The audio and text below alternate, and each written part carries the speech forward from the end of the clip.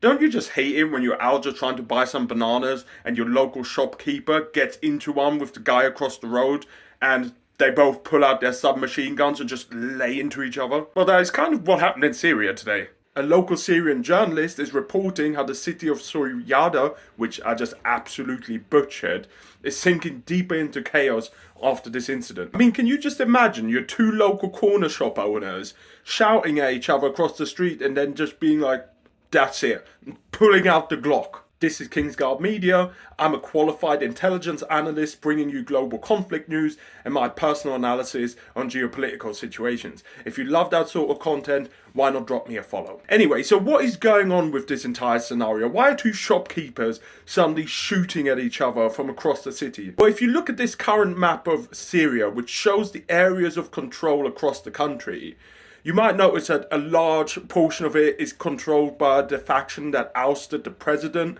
just over a year or so ago. And then you have the big Kurdish element up in the corner. But down near the bottom, sort of close to the Golan Heights, which are controlled by Israel, you have a section that's kind of blank.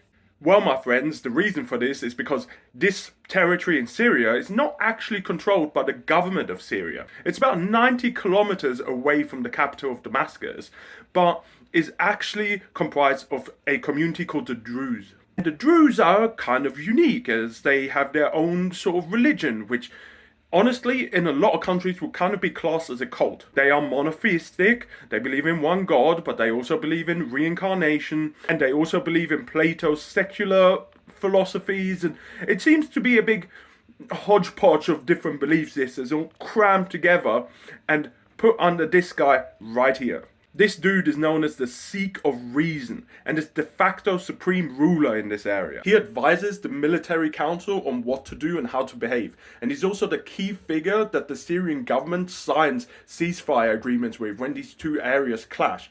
And clash they do. Just last July, Syrian forces went into the city and there was a massive firefight. And after Israel decided to do what Israel does and bomb a bunch of places, the Syrian army went away. But the tensions between this new Syrian government and the sort of cult-led Druze people in Suryada, continues to grow. And the clashes that we see within the cities are usually between different clans of the Druze people and minorities who live there. As the central government cannot enforce rules and regulations within the territory, clashes like these may become more common. So yeah, next time the guy across the road who keeps undercutting your banana stand, just leave your semi-automatic weapons at home.